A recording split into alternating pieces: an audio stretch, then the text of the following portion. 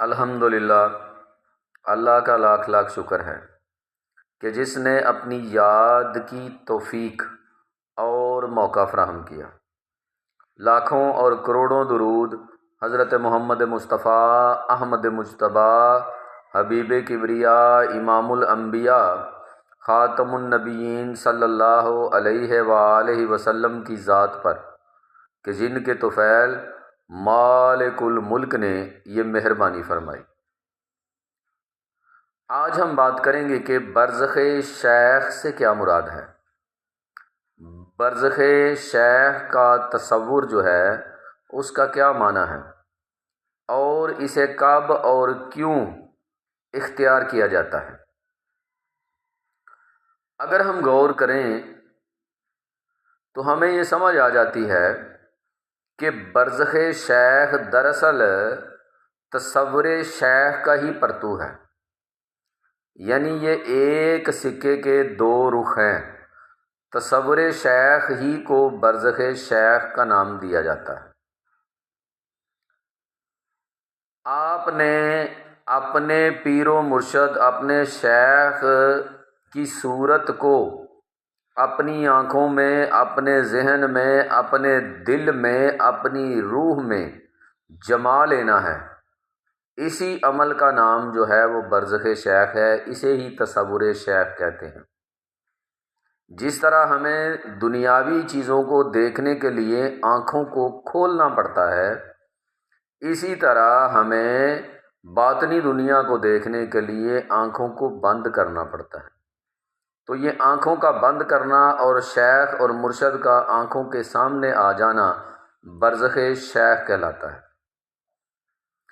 اس کی ضرورت ہمیں اس لیے محسوس ہوتی ہے کہ راہ تصوف میں، راہ سلوک میں مرشد ہی وہ ذات ہے، مرشد کی ذات ہی ایک ایسی سیڑھی ہے، ایک ایسا زینہ ہے جو آپ کو آپ کی منزل اللہ تبارک و تعالیٰ کے قریب کرتی ہے۔ اب کچھ لوگ جو ہیں، جب ان کو کہا جاتا ہے کہ تصور شیخ جو ہے وہ آسان ترین راستہ ہے رب تعالیٰ تک پہنچنے کا، تو وہ فتویٰ لگا دیتے ہیں جی یہ تو شرک ہے۔ بھئی شرک کیسے ہوا؟ اللہ تبارک و تعالیٰ کی ذات تک پہنچنے کے لیے جس وسیلے کی، جس سیڑھی کی، جس زینے کی ہمیں ضرورت ہے، جس استاد کی، جس راہبر کی، جس مرشد کی، جس پیر کی، جس شیخ کی ضرورت ہے، اس کا تصور کرنا جو ہے وہ کسی صورت بھی شرک نہیں ہو سکتا، کیونکہ مرشد کی ذات ہی ایسی ذات ہے جو آپ کو اپنے قریب کر کے رب کے قریب کر دے گی۔ اس میں شرک والا کوئی مسئلہ نہیں۔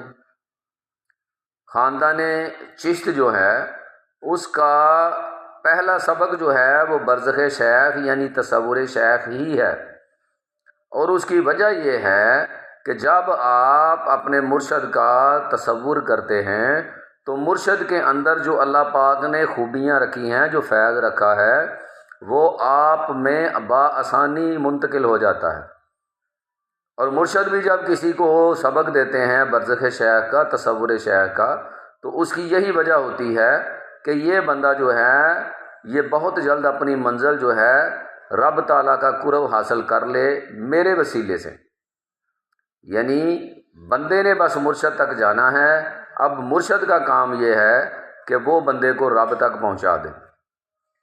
اس کی مثال آپ اس طرح دے سکتے ہیں کہ جب آپ نماز پڑھتے ہیں یا قرآن کریم پڑھتے ہیں تو اس میں آپ دیکھتے ہیں کہ نماز کی حالت میں آپ اگر سورج شروع کر دیتے ہیں تبت یدا ابی لہب وتب، تو اس میں تو کافر ہے ابو لہب، اس کا بھی ذکر آ گیا۔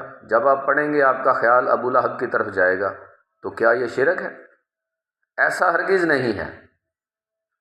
تصور شیخ کا مقصد صرف مرید کو مرشد اپنے قریب کر کے اپنا سارا فیض جو ہے اس میں منتقل کر کے اسے اس کی منزل مقصود رب تعالیٰ کے قرب تک پہنچا دیتا ہے۔